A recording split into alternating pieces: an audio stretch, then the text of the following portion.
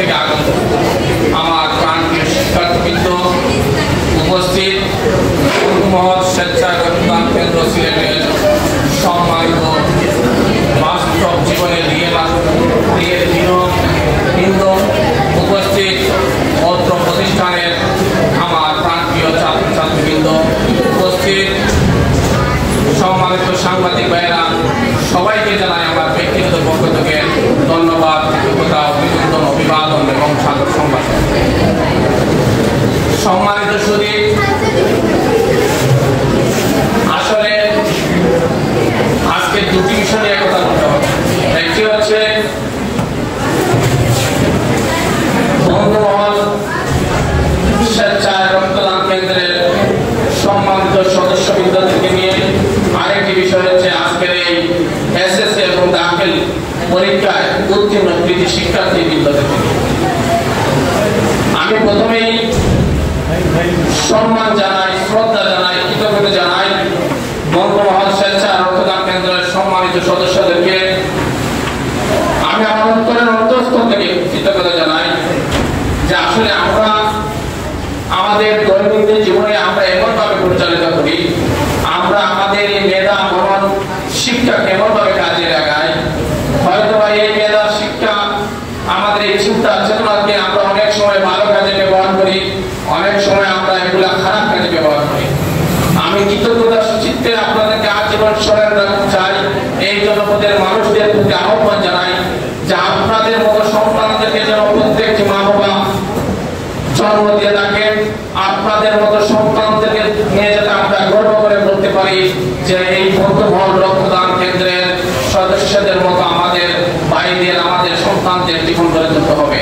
কারণ আপনারা এই এত অল্প বয়সে, আপনাদের এখানে বয়স হবে বন্ধুমহল রক্তদান স্বেচ্ছা রক্তদান কেন্দ্রের সকল সদস্যদের বয়স হবে 20 থেকে 25-26-এর ভিতরে, কিন্তু আপনারা যে কাজ করছেন বিশ্বাস করে অনেক অনেক মানুষের দ্বারা এই কাজ সম্ভব নয়। এবং আপনারা কি পুণ্যের কাজ করছেন, একটা অনেক মানুষ অনুধাবন করতে পারবে না। একজন মানুষ যখন বিপদে পড়ে, একজন মুমূর্ষ মানুষ যখন অ্যাক্সিডেন্টে আক্রান্ত হয়, একজন মানুষের যখন রক্তের প্রয়োজন হয়, তখন যে মানুষের রক্তের প্রয়োজন হয় সে হয়তো অনুধাবন করতে পারে না, তার জ্ঞান দিতে হয়তো থাকে না, অজ্ঞান অসচেতন অবস্থায় থাকে। কিন্তু তার আত্মীয় স্বজনের আহাজারি যদি আপনি কাছ থেকে দেখেন, তাহলে আপনি বিশ্বাস করবেন, আপনি অনুধাবন করবেন যে একজন মানুষ যখন তার পাশে গিয়ে বলে যে আপনার সন্তানের রক্তের প্রয়োজন, আপনার ছেলের রক্তের প্রয়োজন, আপনার স্ত্রীর রক্তের প্রয়োজন, আপনার মায়ের রক্তের প্রয়োজন, আমি আপনার পাশে আছি, আমার যতটুকু রক্ত রয়েছে আমার শরীর থেকে নিয়ে যান। যখন এই কথাটা মানুষ শুনে বিশ্বাস করে, ওই মানুষের ভিতরে যে প্রশান্তি কাজ করে, ওই মানুষ মনে করে যে তার সামনে স্বয়ং ফেরেশতা নেমে এসেছে। এরকম মানুষ অনুধাবন করে মানুষের বিপদে মানুষের পাশে থাকার মতো মহৎের কাজে পৃথিবীতে আর দ্বিতীয় কিছু নেই। আপনারা এই মহৎ কাজটি করছেন, আপনাদের এই সংগঠনের সম্মানিত নেতৃবৃন্দের দ্বারা, আপনাদের সদস্যদের দ্বারা, আপনাদের দ্বারা যে উপকার পাচ্ছে মানুষ। আমি এখানে দেখছি আপনারা দীর্ঘদিন থেকে রক্তদান করছেন। আপনাদের এখানে 3টা গ্রেড যারা 10ম বারের মতো এই সংগঠন থেকে রক্তদান করছে, এবং আপনাদের সকল সদস্য মিলে কয়েকশো বার হবে যে আপনারা রক্তদান দিয়েছেন মানুষদেরকে। বিশ্বাস করেন, আল্লাহ তাআলা সবার দ্বারা ভালো কাজ কিন্তু করান না। আল্লাহ যাকে মনে করেন আল্লাহ প্রিয় বান্দা, তাদের দিয়ে ভালো কাজের এই সূচনা শুরু করেন। আমি আপনাদেরকে স্যালুট জানাই, আপনাদের প্রতি সম্মান জানাই।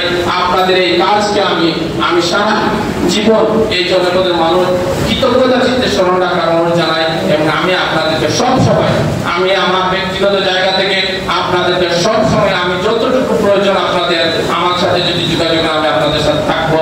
এবং আমি গর্বের সহিত বলতে পারি যে আপনাদের এই অনুষ্ঠানে আজকে আমি অতিথি হয়ে আসতে পেরেছি, এখানে দুটি কথা বলতে পারছি, আমি নিজেকে গর্ববোধ করছি। কারণ এরকম মহৎ কাজের সাথে থাকাও একটি সৌভাগ্যের বিষয়। সবার এই সৌভাগ্য হয় না। আল্লাহ যাকে কবুল করেন সেই এই কাজের সাথে জড়িত হতে পারে, সে তার দ্বারা এই কাজগুলো সম্পন্ন হতে পারে। আজকে এই বন্ধুমহলের যে উদারতা দেখিয়েছে, যে ভালোবাসা দিয়েছে, এগুলো আমার কাজের ভালো কাজের প্রেরণা যোগাবে।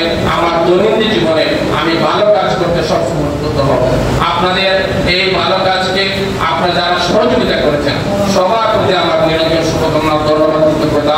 আপনাদের এই বন্ধুমহল রক্তদান কর্মসূচি কেন্দ্রের উত্তরোত্তর সাফল্য কামনা করি। আপনারা যাতে ভবিষ্যতে আরো বড় পরিসরে আরো বিশাল মানুষের জন্য কাজ করতে পারবেন এবং শুধুই আপনাদের এই বন্ধুমহল রক্ত স্বেচ্ছা রক্তদান কেন্দ্র থেকে শুধু রক্ত দিয়ে নয়, আমি যতটুকু জেনেছি এই জনপদের অসহায় দুস্থ মানুষদের পাশে আপনারা সবসময় আপনাদের কর্মীদেরকে নিয়ে ঝাঁপিয়ে পড়ে যে কোনো প্রাকৃতিক দুর্যোগে বন্যা থেকে শুরু করে আপনার এই করোনা প্যান্ডামিকের সময় আমরা দেখেছি শুনেছি তা আপনারা সব সময় মানুষের পাশে থেকে মানুষের কল্যাণে কাজ করে গেছেন।